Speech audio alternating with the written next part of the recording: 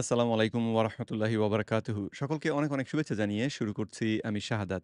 আজকে আমরা কথা বলব মিষ্টি চিনির ক্ষতিকর দিকগুলো নিয়ে। মিষ্টি চিনি যেটার রাসায়নিক নাম হচ্ছে ফ্রুক্টোজ, যেটা কিনা আমরা অনেকগুলো খাবারের সঙ্গে পেয়ে থাকি। বাজার থেকে যে কেনা চিনি তার মধ্যে তো থাকেই। এছাড়াও আমরা যে ফলমূল খাই, অনেক ফলের মধ্যেই এই মিষ্টি চিনিটা থাকে। যেটা আমাদের জন্যে অত্যন্ত ক্ষতিকর। তো চলুন আমরা আ ডাক্তার রবার্ট লুফকিন তার মুখ থেকে জেনে আসি যে এই মিষ্টি চিনিটা আমাদের কি ক্ষতি করে? অ্যাম And I mentioned it doesn't spike glucose, right? And it doesn't directly spike insulin. So you think, well, what's bad about it? Well, it drives মিষ্টি চিনিটা ফ্রুক্টোজ খেলে এটা আমাদের রক্তে যে চিনি বাড়ানো সেটা বাড়ায় না। অর্থাৎ রক্তে যেই রকমের চিনি বাড়লে আমরা সাধারণত ডায়াবেটিসের হিসাব করি বা দুশ্চিন্তা করি গ্লুকোজ জাতীয় চিনি। আপনি ফ্রুক্টোজ খেলে রক্তের গ্লুকোজটা বাড়ে না। আর গ্লুকোজ যেহেতু রক্তে বাড়ে না সেই কারণে ওই ইনসুলিন হরমোনটাও বাড়ে না। তো সেজন্যে অনেকেই আমরা মনে করি তাহলে তো মিষ্টি স্বাদের জিনিস খেলাম কিন্তু আমার রক্তে চিনিও বাড়ল না, ইনসুলিনও বাড়ল না। তাহলে তো ভালো কথা। কিন্তু insulin resistance in the liver. So even though the acute changes are not spiked, fructose in itself will drive insulin resistance. কিন্তু এই ফ্রুক্টোজ চিনিটা সরাসরি ইনসুলিন রেজিস্ট্যান্সকে সহায়তা করে। ইনসুলিন রেজিস্ট্যান্স হতে বা এটাকে শুরু করতে ভূমিকা রাখে। অর্থাৎ আমাদের দেহটাকে ইনসুলিন রেজিস্ট্যান্ট করে ফেলতে এই মিষ্টি চিনিটা ভূমিকা রাখে। তো সেটা যদিও রক্তে চিনি বাড়ছে না, যদিও ইনসুলিন হরমোনটা রক্তে বাড়েনি, তারপরেও মিষ্টি চিনিটা আমাদের ইনসুলিন রেজিস্ট্যান্ট বাড়াতে পারে। Fructose also converts to uric acid, which is a driver for gout. গেটে বাত বা গাউট যে অসুখটি তার কারণ হিসেবে আ আমরা জানি যে ইউরিক অ্যাসিড দেহের মধ্যে যদি বেড়ে যায় তাহলে সেটা এই গেটে বাতের কারণ হয়ে দাঁড়ায় এবং অনেক বিশেষজ্ঞ তাদের মুখে শুনবেন যে আপনি মাংস কম খাবেন। মাংস খেলে আপনার ইউরিক অ্যাসিড বেড়ে যায়। কিন্তু আ ডাক্তার রবার্ট লুফকিন যেটা বলছেন যে মিষ্টি চিনিটা আসলে আমাদের দেহের মধ্যে ইউরিক অ্যাসিডে রূপান্তরিত হয়। ফ্রুক্টোজ জাতীয় চিনি থেকে আমাদের ইউরিক অ্যাসিড উৎপাদন হয়। অর্থাৎ আপনার গাউট যদি থেকে থাকে তাহলে মিষ্টি চিনি খেলে আপনার বিপদের ঝুঁকি অনেক বেশি। কষ্ট পাওয়ার সম্ভাবনা অনেক বেশি। And it also drives uh, the endothelial glycocalyx, which is the lining of our blood vessels, which drives hypertension and cardiovascular disease. আমাদের রক্তনালীর ভেতরে অ্যাম যে এন্ডোথেলিয়াল কোষগুলো রয়েছে, রক্তনালী তার ভেতর দিকের একটা আ দিকের যে পর্দা, এককোষী একটা পর্দা, নাম হচ্ছে এন্ডোথেলিয়াল টিস্যু। তো ওই কোষগুলোর পাশে ভেতর দিকে যেখান দিয়ে রক্ত প্রবাহিত হয়, সেই জায়গাতে গ্লাইকোক্যালিক্স নামে একটা জিনিস থাকে। এই জিনিসটা হচ্ছে এটা সম্পর্কে ডাক্তার রবার্ট লাস্টিক বলেন যে, অনেক ডাক্তার ওই সম্পর্কে জানে না। ডাক্তার ম্যালকম কেন্ড্রিকও বলেছেন যে, অনেক ডাক্তারের নামও শোনেনি অথচ তারা হৃদরোগ বিশেষজ্ঞ। এই জিনিসটা আসলে হচ্ছে মাছের গায়ে আমরা যে মাছ ধরলে তো পিছলা। তো মাছের গায়েও আসলে এই গ্লাইকোক্যালিক্স থাকে, যেটা অত্যন্ত পিচ্ছিল একটা জিনিস। তার মানে আমাদের রক্তনালীর ভেতরের দিকে যদি গ্লাইকোক্যালিক্সের একটা পরত থাকে, পর্দা থাকে বা একটা স্তর থাকে, তাহলে রক্তনালীর ভেতরটা হয় অত্যন্ত পিচ্ছিল, যার মধ্যে দিয়ে খুব সহজে রক্ত চলাচল করতে পারে। মিষ্টি চিনি ফ্রুক্টোজ গ্লাইকোক্যালিক্সের এই যে পরতটা, সেটাকে পাতলা করে ফেলে, কখনো সেটাকে ধ্বংস করে ফেলতে পারে। যার ফলে ওই উচ্চ রক্তচাপের যে সমস্যা এবং রক্তনালীতে ওই প্লাক জমে যাওয়া অ্যাথেরোস্ক্লেরোসিস যেটাকে বলে, সেটার সম্ভাবনা বেড়ে যায়। It affects nitric oxide production, which controls those. So আর এই অ্যাম কি যেন?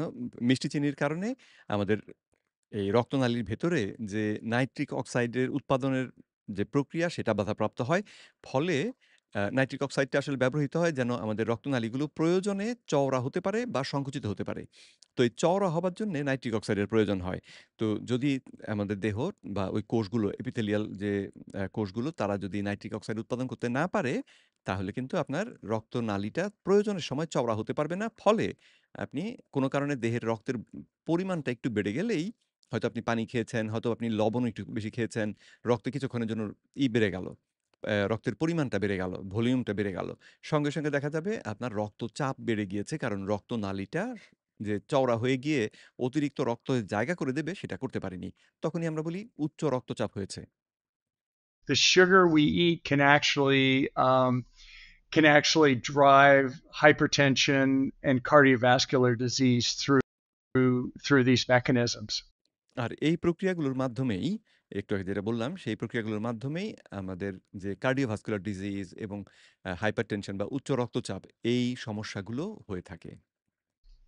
If you enjoyed that তো এই ছিল আম ডক্টর আ ডাক্তার রবার্ট লাফকিনের দেয়া তথ্য যে মিষ্টি চিনিটা কিভাবে আমাদের ক্ষতি করে। আ তিনি যদিও আর উল্লেখ কিছু করেননি কিন্তু প্রফেসর ডক্টর রবার্ট লাস্টিগ তার কাছ থেকে আমি আরো যেটা জেনেছি যে মিষ্টি চিনিটা আমাদের যে ক্ষুদ্র অন্ত্র, আমি এক ধাপ পেছনে যাই। আ ক্ষুদ্র অন্ত্র অর্থাৎ আমাদের যে পাকস্থলীর পরে যে চিকন নার যেটা, সেই চিকন নারের ভেতরে এই ফ্রুক্টোজ চিনিটা গেলে এটা গিয়ে এই নাড়ির ভেতরে কুটি, কুটি খুব ক্ষুদ্র, ক্ষুদ্র তৈরি করে, এই ফুটো তৈরি করে। হয় কি আমাদের ক্ষুদ্রান্ত্র যেটা বা নাড়ি যেটা নার, ওই নারটাও তো একটা পাইপের মতন, টিউবের মতন, তাই না? তো ওই পাইপটার ভেতরেও এরকম অ্যাম এ এপিথেলিয়াল বা এপিথেলিয়াল টিস্যু একটা পর্দা থাকে। একটু আগে বোধহয় আমি রক্তনালীর ক্ষেত্রে এপিথেলিয়াল বলেছি, সেটা শব্দটা আসলে হবে বোধহয় এন্ডোথেলিয়াল। আর এই নাড়ির মধ্যে এই একই রকমের একটা পর্দা থাকে এবং এই পর্দার কোষগুলো একটা আরেকটাকে খুব শক্ত করে ধরে থাকে। যাতে করে এর মাঝে দিয়ে কোনো কিছু আমাদের দেহের মধ্যে ঢুকে পড়তে না পারে।